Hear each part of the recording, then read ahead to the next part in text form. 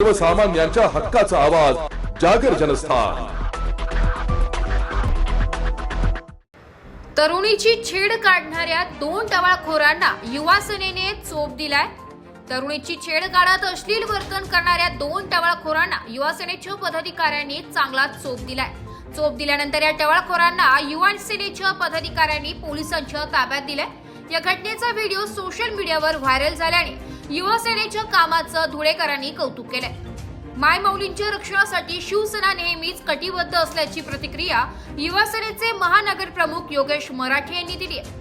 शहरातील गल्ली नंबर 4 मध्ये बालाजी मंदिर परिसरात 2 टवाळखोर मध्यधुंदावस्थेत तरुणीची छेड काढत असल्याची माहिती युवा सेनेला मिळाली होती।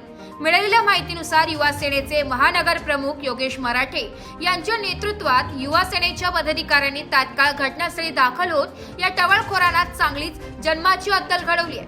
आमिर खान आणि त्याचा साथीदार या दोघांना पोलिसांनी ताब्यात घेतलं असून पोलिसांकडून पुढील कारवाई केली जाते।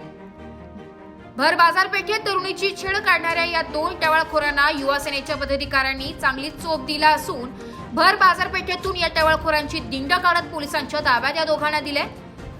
तरुणीची छेड काढल्याची माहिती मिळताच युवा सेनेने तातडीने घटनास्थळी जात टवाळखोरांना चोप दिलाय।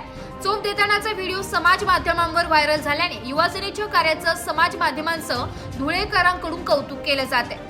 धुळे शहरातील मायमौलांच्या रक्षणासाठी शिवसेना नेहमीच कटिबद्ध असून अशा हरामी प्रवृत्तींना ठेचण्यासाठी तयार असल्याची माहिती युवा सेनेचे महानगर प्रमुख योगेश मराठे यांनी प्रसार माध्यमांना दिली आहे। जागर जनस्थानकरिता रूपक बिरारी, धुळे।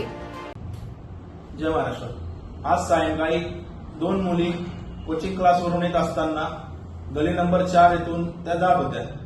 तेथे 2 धर्मजिहादी, एक आमिर असा नामक व्यक्ती व त्याचा साथीदार हे त्या मुलींना अश्लील हावभाव करत होते।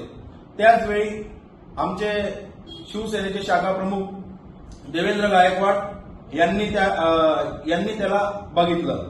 त्यानंतर त्यांनी मला संपर्क साधला। तेथून ते मुलं पसार झाले। त्यानंतर आम्ही त्यांचा शोध घेऊन त्याच ठिकाणी या धर्मजिहाद्यांना येऊन यांना चोप दिला। बरेच दिवसापासून धुळ्यामध्ये धर्मजिहाद हा चालू आहे। 15 दिवसापूर्वी 5 कंदील येथे व्यापाऱ्यांना या जिहाद्यांकडून मारहाण करण्यात आली। तसेच नुकतेच 2 दिवसापूर्वीही आपल्या देवपुरात काही धर्मजिहाद्यांकडून आपल्या हिंदू धर्माच्या लोकांवर दगडफेक करण्यात आली व आज भर बाजारपेठेत पेठ विभाग सारखा असलेला आपला हा विभाग येथे या 2 तरुणांनी मुलींना अश्लील हावभाव केले। तसेच धुळ्यात मोठ्या प्रमाणात धर्मजिहाद हा सुरू आहे। तरी कोणत्याही माता भगिनीला अडचण असेल तर त्यांनी शिवसेना मध्यवर्ती कार्यालय येथे येऊन तक्रार हे करू शकता।